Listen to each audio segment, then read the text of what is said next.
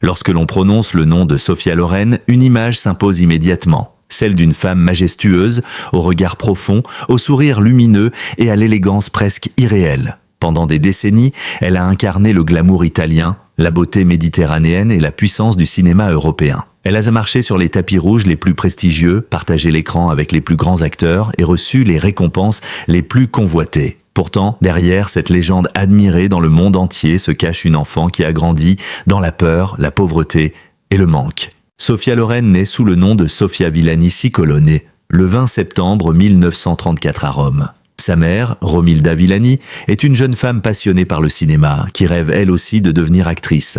Son père, Riccardo Cicolone, appartient à une famille plus aisée, mais refuse de construire une véritable vie commune avec Romilda. Il reconnaît Sofia, puis sa sœur Maria, mais il ne leur offre ni foyer stable, ni présence paternelle constante. Cette absence marque profondément la jeune Sofia. Très tôt, elle comprend que sa famille ne ressemble pas à celle des autres enfants. Elle voit sa mère lutter seule pour survivre, chercher de quoi nourrir ses filles et affronter le regard parfois cruel d'une société qui juge sévèrement les femmes non mariées. Dans l'Italie conservatrice de l'époque, être né hors mariage constitue une blessure sociale difficile à dissimuler. Romilda finit par retourner vivre avec ses filles à Pozzuoli, une ville située près de Naples.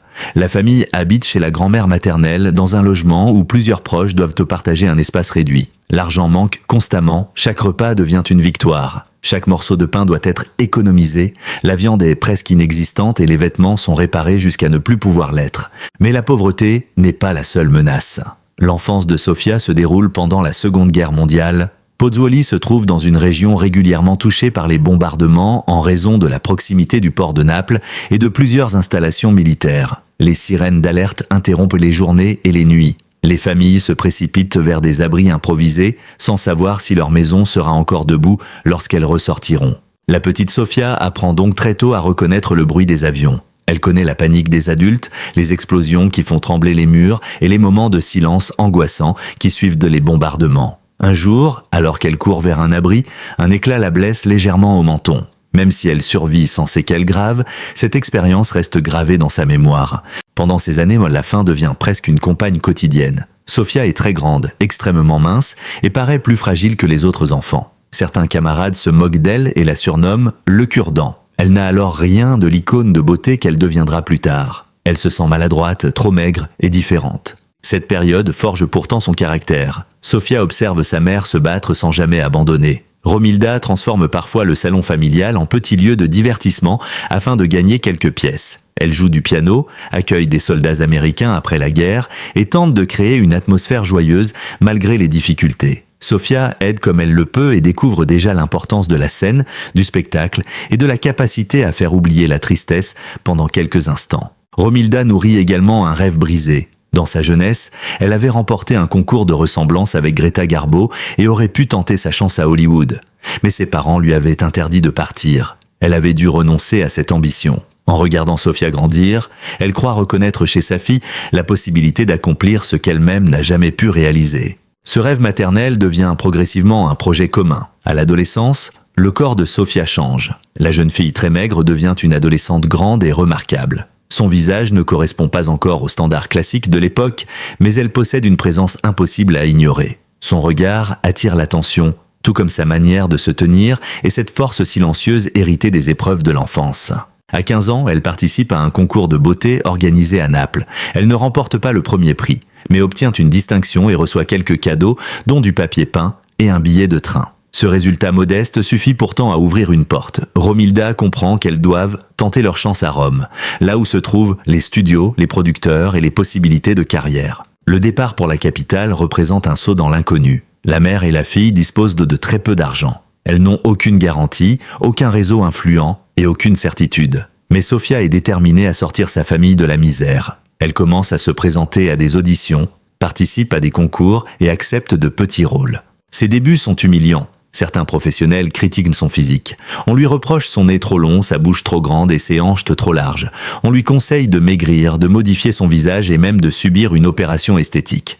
Mais Sofia refuse. Elle a déjà passé une partie de son enfance à entendre qu'elle était trop grande, trop maigre ou trop différente. Elle ne veut plus laisser les autres décider de ce qu'elle doit devenir. Elle apparaît dans des romans photos, des productions populaires publiées dans les magazines et adopte plusieurs noms de scène. Elle pose, joue de petits personnages et apprend à regarder la caméra. Chaque rôle, même minuscule, constitue une étape supplémentaire vers son objectif.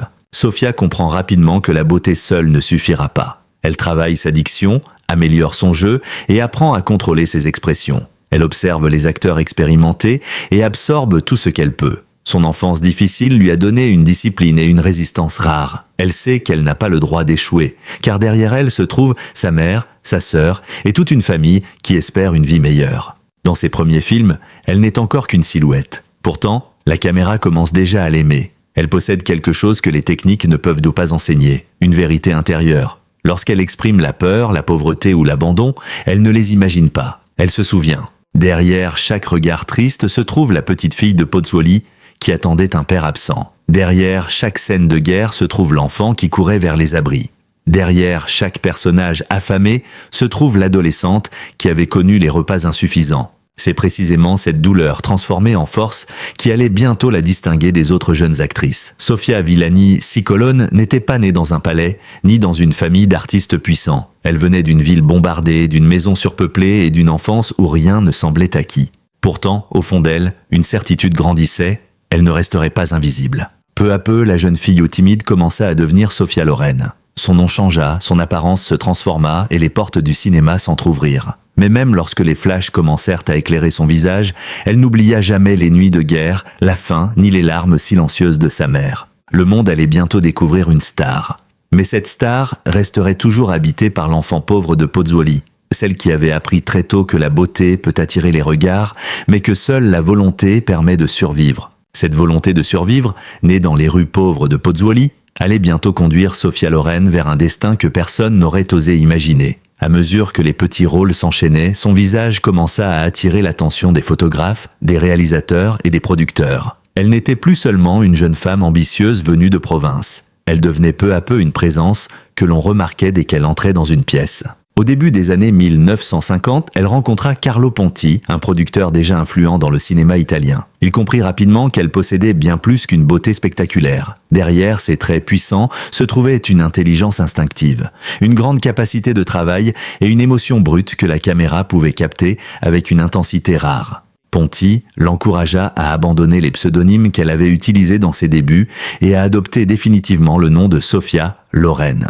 Ce changement symbolisait la naissance d'une nouvelle femme. Sofia Cicolone, l'enfant pauvre et humilié par ses camarades, commençait à disparaître derrière une actrice destinée à devenir l'une des plus grandes icônes du XXe siècle. Mais cette transformation ne fut pas immédiate. Sofia dut travailler sans relâche. Elle améliora sa diction, étudia ses gestes et apprit à contrôler sa voix. Elle voulait prouver qu'elle n'était pas seulement une belle femme capable de remplir les affiches. Elle voulait être reconnue comme une véritable actrice. Les réalisateurs italiens commencèrent à lui confier des rôles plus importants. Elle tourna dans des comédies, des drames et des productions historiques. Son naturel, son tempérament et sa sensualité la distinguèrent des autres actrices. Elle ne cherchait pas à paraître fragile ou inaccessible. Elle incarnait des femmes vivantes, fières, parfois blessées, mais toujours capables de se battre. Sa carrière prit une nouvelle dimension lorsqu'elle travailla avec Vittorio De Sica. Le réalisateur comprit que Sophia Loren était particulièrement bouleversante lorsqu'elle interprétait des femmes simples confrontées à la pauvreté, à la guerre ou à l'injustice.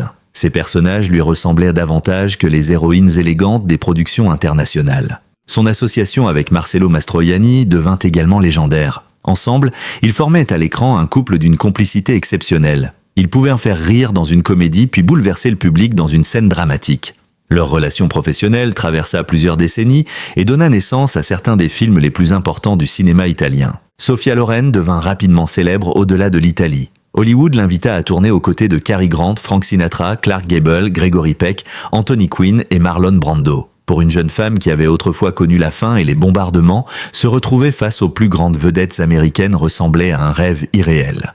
Pourtant, Hollywood tenta lui aussi de la transformer. Certains producteurs auraient souhaité qu'elle modifie son nez, affine son visage ou adopte une apparence plus conforme aux critères américains. Sophia refusa. Elle savait que ce qui la rendait différente constituait précisément sa force. Elle ne voulait pas devenir une actrice interchangeable. Cette fidélité à elle-même fut récompensée en 1961 avec La Ciociara, réalisée par Vittorio De Sica. Dans ce film, Sofia interprétait Cécira, une mère tentant de protéger sa fille pendant la Seconde Guerre mondiale. Le rôle était profondément lié à son propre passé. Les bombardements, la peur, la misère et la violence n'étaient pas pour elle de simples éléments de scénario. Ils réveillaient les souvenirs les plus douloureux de son enfance. Son interprétation bouleversa le monde. Sophia Loren reçut l'Oscar de la meilleure actrice, devenant l'une des premières comédiennes récompensées pour un rôle interprété dans une langue autre que l'anglais. Cette victoire marqua un tournant historique.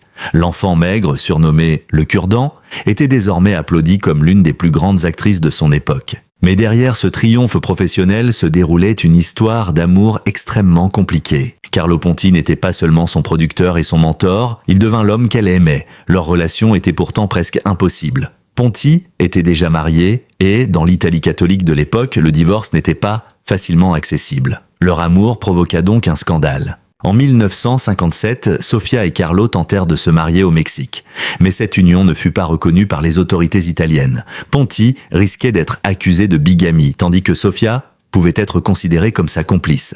La presse se déchaîna contre eux. Leur histoire fut décrite comme une provocation, un péché et une menace pour les valeurs familiales. Sofia, qui avait grandi sans père et qui rêvait d'une famille stable, se retrouva une nouvelle fois confrontée au jugement de la société. Elle aimait un homme qu'elle ne pouvait pas épouser légalement dans son propre pays. Le couple dut vivre pendant plusieurs années loin de l'Italie afin d'éviter les poursuites. Cette période fut douloureuse. Malgré sa célébrité, Sofia ne se sentait pas libre. Elle possédait l'argent, le succès et l'admiration du public, mais elle ne pouvait pas vivre normalement avec l'homme qu'elle aimait. Sa vie privée devenait une affaire publique, analysée et condamnée par des personnes qui ne connaissaient ni ses sentiments, ni ses sacrifices. Pour régulariser leur situation, Sophia Loren et Carlo Ponti obtinrent finalement la nationalité française. Le premier mariage de Ponti put être dissous et le couple se maria légalement en France en 1966. Après presque 10 années de scandales et d'incertitudes, Sophia devenait enfin l'épouse de l'homme qu'elle considérait comme le grand amour de sa vie. Mais le bonheur ne fut pas complet. Sofia désirait profondément devenir mère. Pourtant, elle connut plusieurs fausses couches. Chaque perte fut une blessure intime qu'elle tenta de dissimuler derrière son sourire et ses apparitions publiques. Sur les tapis rouges, elle semblait invincible. Dans sa vie privée, elle craignait de ne jamais connaître la maternité.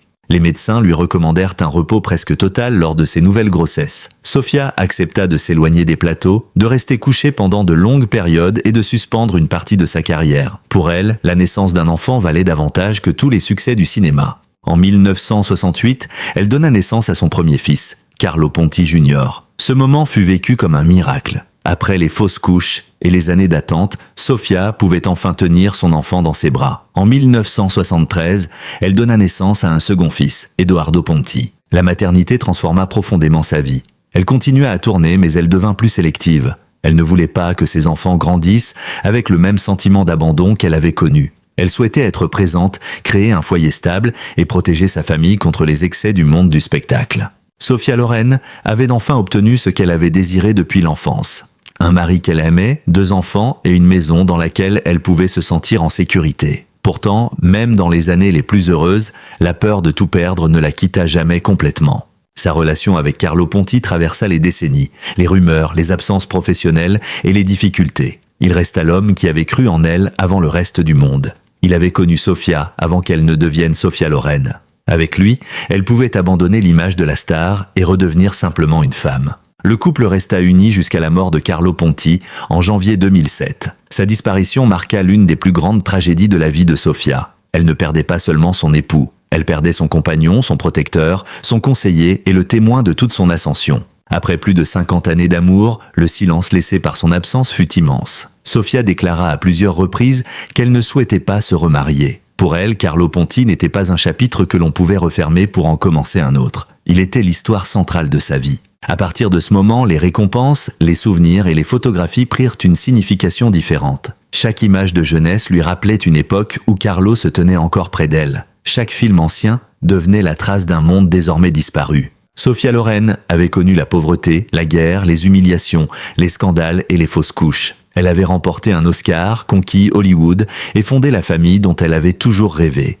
Mais aucune victoire ne pouvait la protéger contre la perte de l'homme qu'elle aimait. La légende continuait d'être applaudie. Pourtant, derrière les portes fermées de sa maison, une femme devait désormais apprendre à vieillir sans celui qui avait accompagné presque toute son existence. Et tandis que le monde célébrait encore son éternelle beauté, Sophia Loren entrait lentement dans une nouvelle période de sa vie, plus silencieuse, plus fragile et marquée par la solitude, les souvenirs et les blessures du temps. Cette nouvelle période de sa vie ne ressemblait plus aux années éclatantes où Sophia Loren voyageait d'un plateau à l'autre, entourée de réalisateurs, de photographes et de partenaires admiratifs. Le temps avait ralenti son rythme.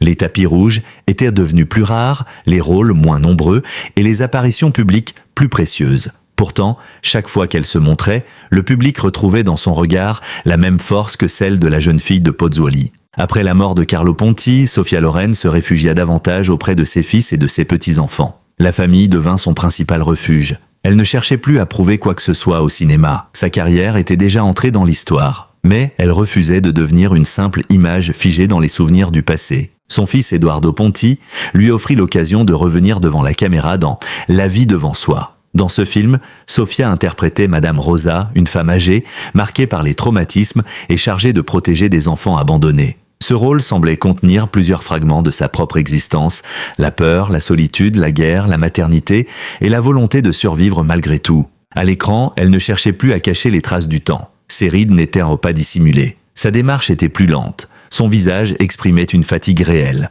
Pourtant, cette fragilité ne diminuait pas sa présence. Elle la rendait encore plus humaine. Le public découvrit alors une Sophia Loren différente. Elle n'était plus seulement la femme dont la beauté avait fasciné Hollywood.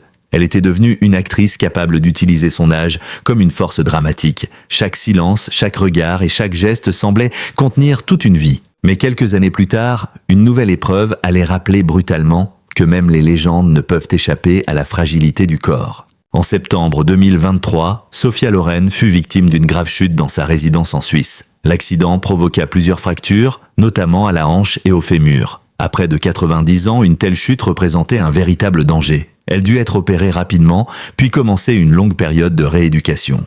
La nouvelle inquiéta immédiatement ses admirateurs. Pendant des décennies, Sophia Loren avait semblé presque invincible. Elle avait survécu à la guerre, à la pauvreté, au scandale et au deuil. Mais cette fois, son combat se déroulait loin des caméras, dans le silence d'une chambre et au rythme lent de la récupération. Chaque mouvement devait être réappris. Se lever, marcher et retrouver son équilibre devenaient des victoires quotidiennes. Pour une femme qui avait autrefois avancé avec assurance sur les scènes du monde entier, dépendre de l'aide des autres pouvait représenter une épreuve profondément douloureuse.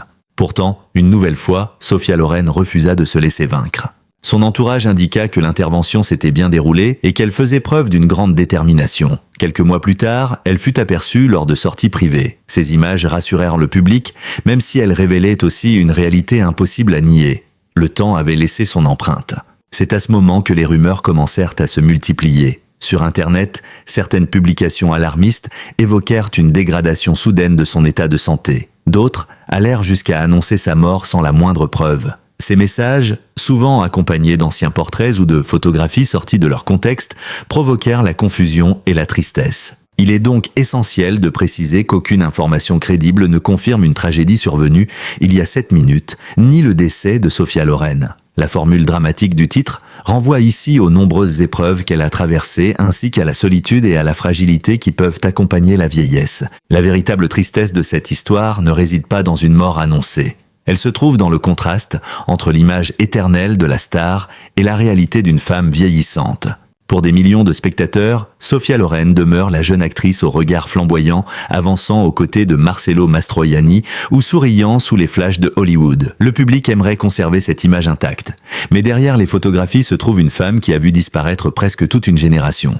Vittorio De Sica, le réalisateur qui avait révélé la profondeur de son talent, n'est plus là. Marcello Mastroianni, son partenaire le plus célèbre, appartient désormais à l'histoire. Cary Grant, Clark Gable, Gregory Peck et tant d'autres ont quitté ce monde. Carlo Ponti, l'homme qui avait accompagné son ascension et partagé sa vie, repose loin d'elle depuis des années. Sophia Loren demeure donc l'une des dernières grandes survivantes d'un âge d'or du cinéma. Cette position est prestigieuse, mais elle peut aussi être terriblement solitaire. Être la dernière signifie porter les souvenirs de tous ceux qui ne sont plus là. Cela signifie revoir d'anciens films et reconnaître des visages que l'on ne pourra jamais retrouver. Cela signifie entendre les applaudissements tout en sachant que les personnes les plus importantes de sa vie ne sont plus présentes pour les partager. Malgré cette douleur, Sophia Loren n'a jamais choisi de s'abandonner au désespoir. Elle a trouvé dans sa famille une nouvelle raison d'avancer. Ses fils, Carlo Junior et Edoardo, représentent l'histoire d'amour qu'elle avait construite avec Carlo Ponti. Ses petits-enfants lui rappellent que sa vie ne se résume pas aux films,